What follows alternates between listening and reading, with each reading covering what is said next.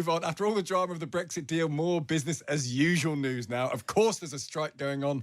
Teachers who are part of the National Education Union in the north of England are going on strike today.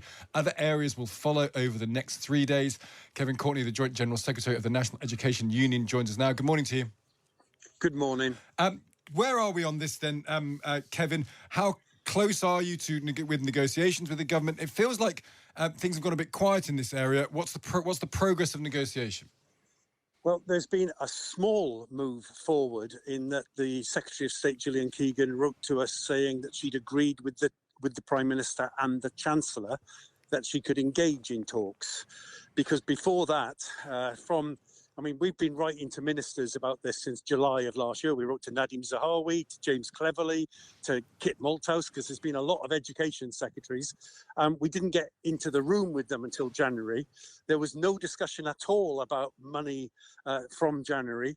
We got a letter from her saying that she'd agreed something with the Chancellor. That implies some money, but there has still been no offer. There's been no offer at all that we can put to members that might be a solution to the dispute. And the dispute is about pay and funding of our education system. It's about investment in this generation of children. And what are you looking for? Remind everyone what the ask is. Well, we had a 5% pay rise last September. We say RPI inflation was 12% last September.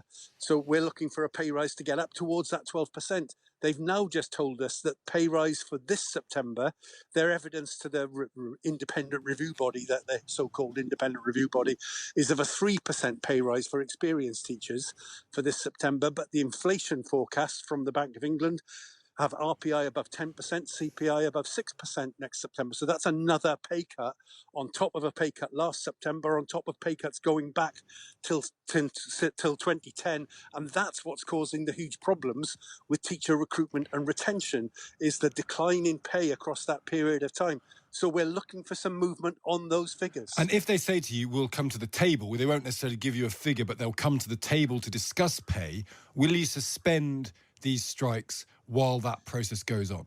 I think that's very unlikely. They need to make an offer because from our point of view, it is only the threat of strike that's got them to move at all. Like I said, they wouldn't meet with us at all.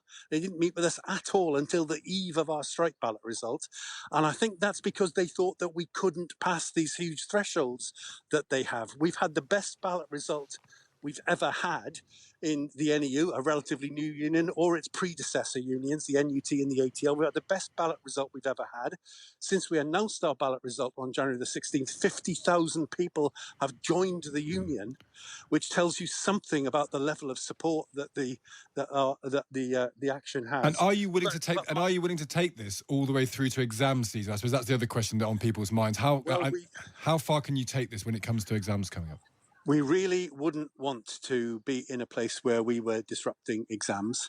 So that's why we've laid out the programme of action that we're taking. We've got a day in the north of England today, the Midlands tomorrow. I'm speaking at a meeting in Cambridge, in the south on Thursday, and I'm speaking at a meeting in Gillian Keegan's constituency, where we expect thousands of teachers and parents to come along and support our demand.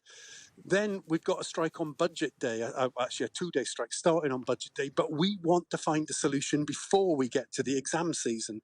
But it could be that there are more strikes immediately after Easter, before the exam season starts. That could easily happen if the government doesn't move. Okay.